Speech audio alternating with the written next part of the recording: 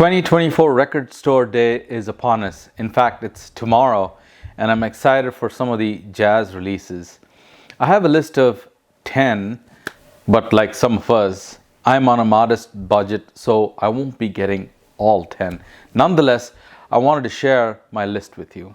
Now, I wish I had the time to make this video before so I could get your feedback on the titles you're waiting for, but better late than never.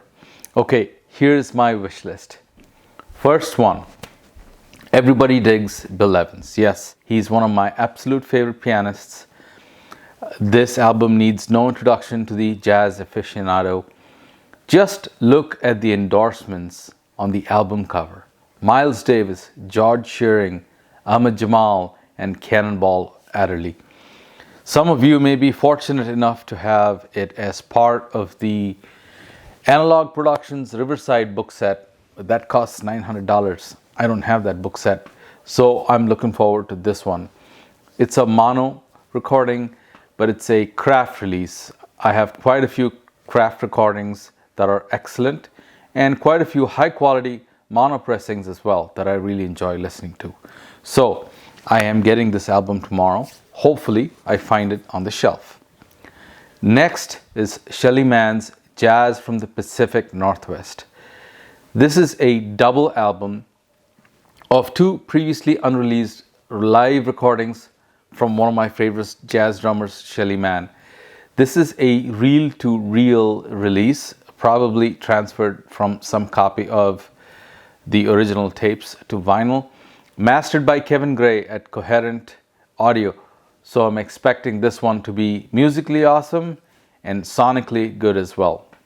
Also, it's supposed to contain nice photos and notes. Yes, I'm excited about this one. Next album is Mal Waldron, Steve Lacy, The Mighty Warriors.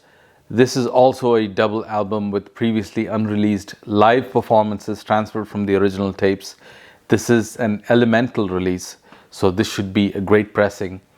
There is one track from this album that's on Qobuz, so I streamed that a few hours ago and I really liked it. So that's why it's on my wish list.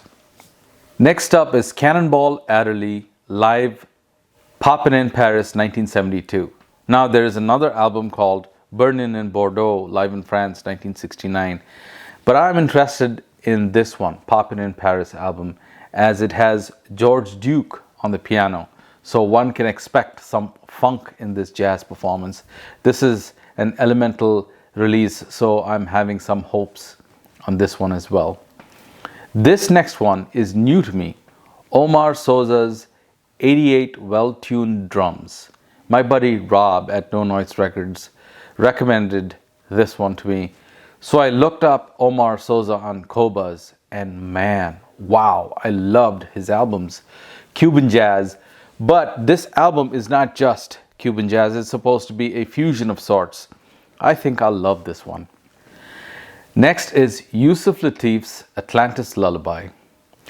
I usually try and find one good copy of every Yusef Lateef album that I can. I absolutely love Yusef's playing the flute, the saxophone, the shehnai, the oboe, although I'm not sure if he's playing the oboe or the shehnai on this one. This is an elemental release, 2 LP set that includes a booklet with exclusive interview notes and rare photos, so I want this one. Next is Jack McDuff, Ain't No Sunshine. Brother Jack McDuff is one of my favorite organists. He brings funk and soul to the proceedings, and this one should be an awesome record. This is a reel-to-reel release double LP album. This album sounds like a lot of fun to me, so I hope to get it. Next is Chet Baker and Jack Sheldon in Perfect Harmony is what it's called. Supposedly a lost album, previously unreleased. This is a studio recorded album in 1972, a Jazz Detective label, all analog recording directly from the master tape.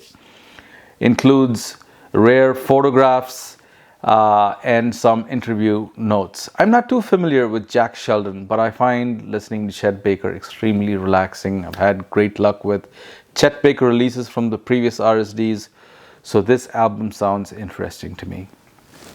Next is It Was a Short Summer, Charlie Brown.